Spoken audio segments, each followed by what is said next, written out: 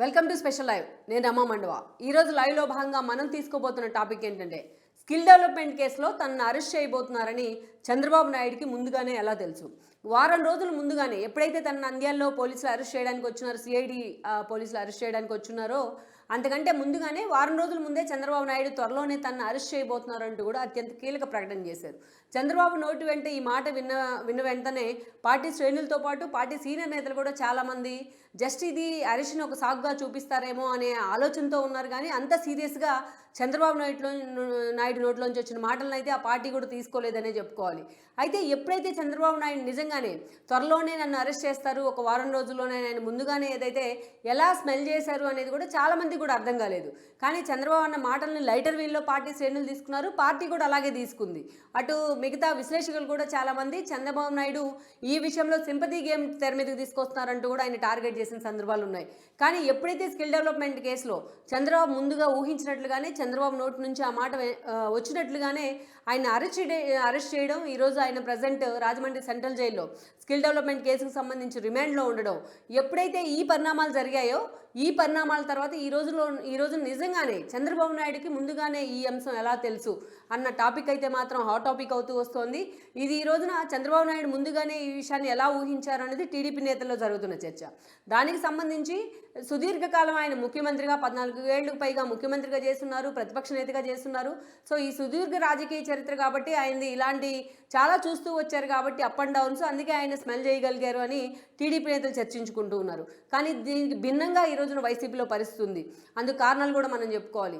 ఎందుకంటే ఎవరో ఒకరు వైసీపీ నుంచి ఇది లీక్ ఇవ్వందే చంద్రబాబు నాయుడికి ఈ సమాచారం ఎలా తెలిసింది అనేది ఈరోజు వైసీపీలో ఈ అంశం అయితే హాట్ టాపిక్ అవుతూ వస్తుంది.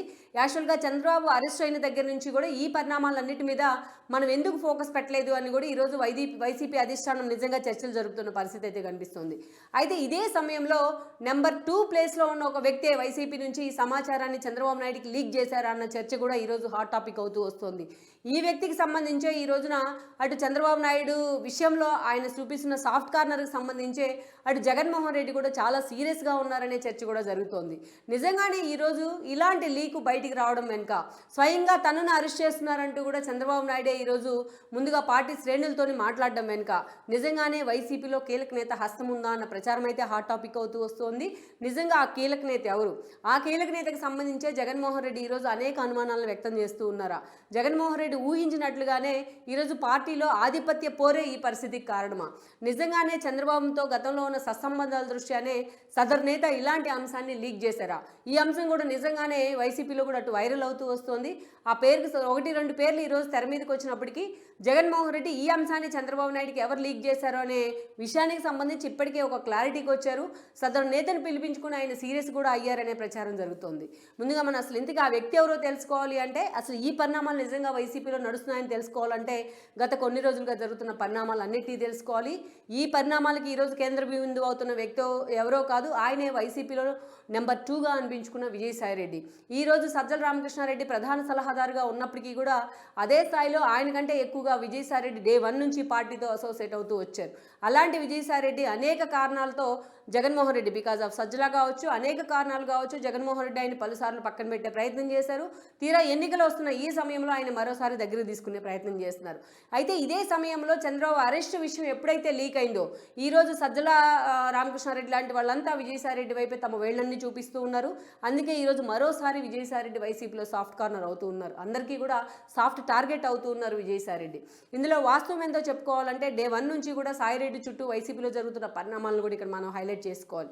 ముందుగా మనం చూసినట్లయితే విజయసాయిరెడ్డి లాంటి వాళ్ళు స్టార్టింగ్లో ఆయన గతంలో నెల్లూరు జిల్లా నుంచి ఆయన రిప్రజెంట్ చేస్తూ అటు వైఎస్ ఫ్యామిలీకి ఎంతో అసోసియేట్గా అయ్యారు. ఆ తర్వాత మనం చూస్తే వైఎస్ ఫ్యామిలీకి ఒక ఆడిటర్గా ఆయన కుటుంబంలో వ్యక్తులందరికీ కూడా ఆడిటర్గా విజయసాయిరెడ్డి పనిచేస్తూ వచ్చారు.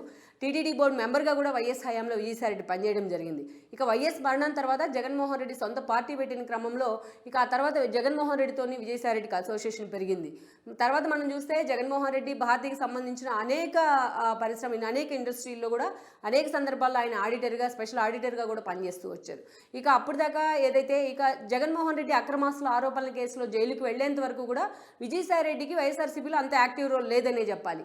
కానీ వన్స్ ఎప్పుడైతే జగన్మోహన్ రెడ్డి అక్రమాస్తుల ఆరోపణల కేసులో జైలుకి వెళ్ళి ఉన్నారో విజయసాయి రెడ్డి కూడా ఆయన కంటే ముందుగా జైలుకి వెళ్తాం జరిగింది. ఈ పరిణామాల్లోని వాళ్ళిద్దరూ కూడా అటు జైల్లో ఇద్దరు అత్యంత క్లోజ్ రిలేషన్ ఉన్న నేతలుగా కూడా మారారు. వాళ్ళ మధ్య ఆ స్థాయిలో స్నేహం కూడా ఉంటూ వచ్చింది. వన్స్ వాళ్ళిద్దరూ జైలు నుంచి బయటకు వచ్చిన తర్వాత విజయసాయి రెడ్డికి పార్టీలో ప్రధాన కార్యదర్శి పదవిని జగన్మోహన్ రెడ్డి అప్పగించారు. ఆ తర్వాత ఆయన పార్టీలో అప్పటి నుంచి కూడా యాక్టివ్ రోల్ పార్టిసిపేట్ చేస్తూ వచ్చారు. అయితే ఆ రోజున వైఎస్ఆర్సీపీ ప్రతిపక్షంలో ఉన్న సమయంలో వైఎస్ఆర్సీపీ ఖాతాలో ఒకే ఒక రాజ్యసభ సీటు రావడం జరిగింది. ఇంతమంది మైసూరారెడ్డి లాంటి సీనియర్ నేతలను కూడా కాదని ఆ రోజు జగన్మోహన్ రెడ్డి ఆ రాజ్యసభ సీటు విషయంలో ఈయన వైపే మొగ్గు చూపారు, విజయసాయి రెడ్డి వైపు. పలువురు నేతలంతా కూడా ఆ రోజు పార్టీని వీడినా జగన్మోహన్ రెడ్డి విజయసాయి రెడ్డి కోసం లెక్క పెట్టలేదనే చెప్పుకోవాలి.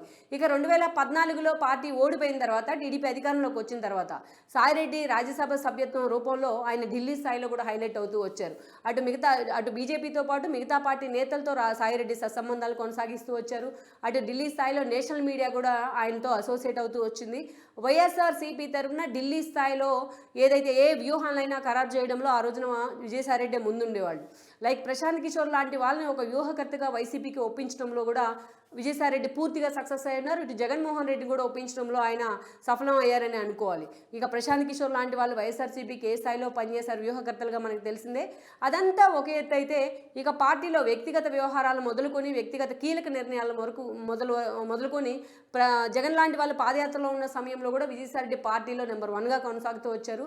పేరుకు విజయమ్మ గౌరవ అధ్యక్షులుగా ఉన్నప్పటికీ సాయిరెడ్డి కన్సర్నల్లోనే అటు ఆర్థిక వ్యవహారాలు మొదలుకొని అనేక అంశాలు ఆయన చుట్టూనే తిరుగుతూ ఉండేవి పార్టీలో కూడా.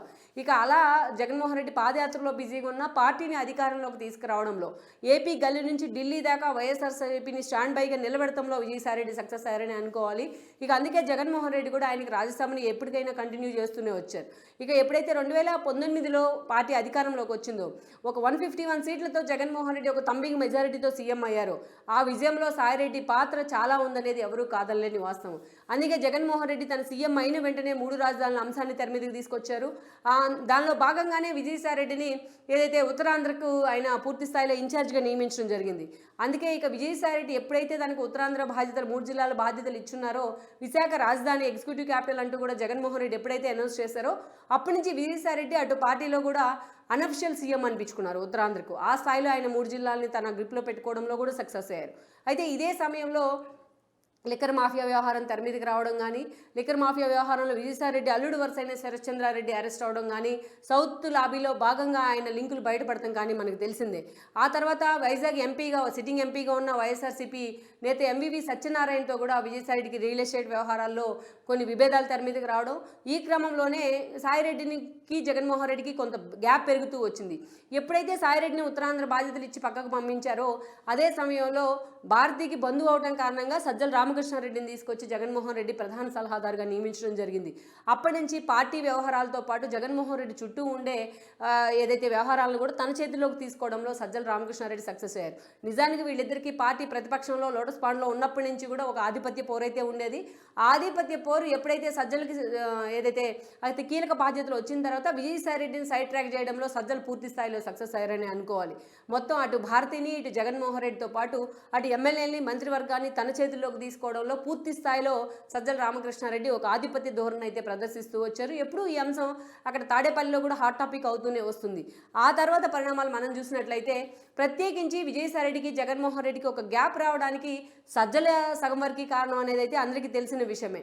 ఆ తర్వాత మనం చూసినట్లయితే తారక రత్న మరణం, లోకేష్ పాదయాత్ర పాల్గొనే క్రమంలో ఆయనకి హార్ట్ స్ట్రోక్ రావడం కానీ, తర్వాత బెంగళూరులో ఆయన కొన్ని రోజుల పాటు ఉంచిన హాస్పిటల్లో ఆయన దురదృష్టవశాత్తు హార్ట్ స్ట్రోక్తో మరణించడం మనకు తెలిసిందే.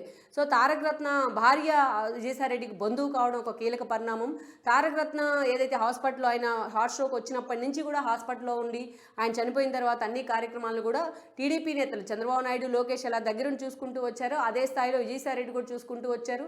ఇక చంద్రబాబు నాయుడుతో కలిసి పలు ప్రెస్ మీట్లో పాల్గొన్నారు. బాలకృష్ణతో కలిసి ఆయన పలు కార్యక్రమాల్లో కూడా వాళ్ళు పాల్గొనడం అటు వైఎస్ఆర్సీపీలో కూడా ఒక ఆగ్రహాన్ని నింపింది. ఈ అంశంలో జగన్మోహన్ రెడ్డి సాయిరెడ్డిని టార్గెట్ చేస్తూ కూడా ఆయన దూరం పెట్టారనే ప్రచారం కూడా జరిగింది. అయితే ఎప్పుడైతే ఇది నిజమే కావచ్చు, ఇక ఉత్తరాంధ్ర బాధ్యతల నుంచి కూడా ఈ సమయంలో విజయసాయి రెడ్డిని తొలగించారు. వైవి సుబ్బారెడ్డిని ఆ ప్లేస్లో పెడతాం జరిగింది. అక్కడి నుంచి ఏదైతే అనుబంధ విభాగాల బాధ్యతలు చూసుకోమని చెప్పినా ఆ బాధ్యతలను కూడా విజయసాయి రెడ్డికి పూర్తి స్థాయిలో అప్పగించలేదని ఒక ప్రచారం కూడా జరిగింది. ఈవెన్ పార్లమెంట్కి సంబంధించి కొన్ని స్పెషల్ అవార్డులు ఏదైతే ప్రకటించిన విజయసాయి రెడ్డికి ఆయన అభినందించిన సందర్భం కూడా వైసీపీలో లేదనే చెప్పాలి. ఈ పరిణామాలన్నీ జరుగుతూ ఉన్న సమయంలోనే పట్టభద్రుల ఎన్నికలు తెర మీదకి రావడం, 3 ఎమ్మెల్సీ స్థానాలను టీడీపీ కైవసం చేసుకోవడం, ఆ తర్వాత ఎమ్మెల్యే కోటాలో అనురాధ లాంటి ఒక ఎమ్మెల్సీ స్థానాన్ని కూడా అనూహ్యంగా టీడీపీ కైవసం చేసుకోవడం వైఎస్ఆర్సీపీలోని ఒక డిఫెన్స్లో పడేసింది వైఎస్ఆర్సీపీ నేతలు. ఎవరైతే వైఎస్ జగన్మోహన్ రెడ్డి వెంట డే 1 నుంచి నడిచిన ఆనం కానీ, అదేవిధంగా కోటంరెడ్డి లాంటి వాళ్ళు, శ్రీదేవి లాంటి వాళ్ళు ఆయన దగ్గరుండి వెన్నుపోటు పడిచిన తీరుని మాత్రం వైసీపీ అధిష్టానం జీర్ణించుకోలేకపోయింది. ఈ క్రమంలోనే సజ్జల మీద అప్పుడు జగన్మోహన్ రెడ్డి సీరియస్ కావడం జరిగింది. ఈ క్రమంలోనే అసలు వైఎస్ఆర్సీపీలో అన్ని ఆనుపానులు మొత్తం వ్యవహారాలన్నీ తెలిసిన విజయసాయిరెడ్డి మరోసారి జగన్మోహన్ రెడ్డి దగ్గర తీసుకునే ప్రయత్నం చేశారు. ఈ రోజున విజయసాయిరెడ్డికి పార్టీలో అనుబంధ విభాగాల బాధ్యతలు అప్పగించడమే కాదు, మరోసారి విజయసాయిరెడ్డి అత్యంత కీలకం కూడా అవుతూ ఉన్నారు. అటు అవసరం అనుకున్నప్పుడల్లా చంద్రబాబు నాయుడు మీద, టీడీపీ మీద విమర్శలు చేస్తూ మరోసారి వార్తల్లోకి ఎక్కుతూ ఉన్నారు. అది విజయసాయిరెడ్డి పరిస్థితి ప్రస్తుతం పార్టీలో. అయితే వ్యక్తిగతంగా మాత్రం పార్టీకి ఎంత లాయల్గా ఉన్నారు, వ్యక్తిగతంగా ఎలా ఉన్నారనే అంశాన్ని మనం రాజకీయ పరంగా ఎలా ఉన్నారనే అంశాన్ని పక్కన పెడితే, వ్యక్తిగతంగా మాత్రం ఈరోజు విజయసాయిరెడ్డి, సజ్జల లాంటి వాళ్ళు ఏ స్థాయిలో సలహాదారుగా ఉన్నా విజయసాయిరెడ్డే ఈరోజు జగన్మోహన్ రెడ్డి తర్వాత పార్టీలో నెంబర్ 2 అనేది ఈరోజు వైఎస్ఆర్సీపీ క్యాడర్ కానీ, వైఎస్ఆర్సీపీ నేతలు కానీ చర్చించుకునే అంశం. అది అందులో వాస్తవం ఉంది కూడా. అయితే ఇక్కడ మనం చెప్పుకుంటున్నది ఏంటంటే, చంద్రబాబు నాయుడుకి ముందుగానే తన అరెస్టు విషయం ఎలా తెలుసు అనే అంశానికి సంబంధించి ఆయన ఇది విజయసాయిరెడ్డి వైపు నుంచే లీక్ అయింది అంటూ కూడా ఈరోజు సజ్జల రామకృష్ణారెడ్డి లాంటి వాళ్ళు ఆయన వర్గంగానే ఒక ప్రచారాన్ని అయితే తెర మీదకి తీసుకొచ్చింది. ఎప్పుడైతే విజయసాయిరెడ్డి జగన్మోహన్ రెడ్డికి దగ్గర అవుతూ ఉన్నారో తిరిగి ఆయన్ని దూరం చేసే ప్రయత్నంలో ఈరోజు సజ్జల అనుకో ఈరోజు పూర్తి స్థాయిలో విజయసాయిరెడ్డిని టార్గెట్ చేస్తూ కూడా ఒక విమర్శను అయితే తెర మీదకి తీసుకొచ్చారు.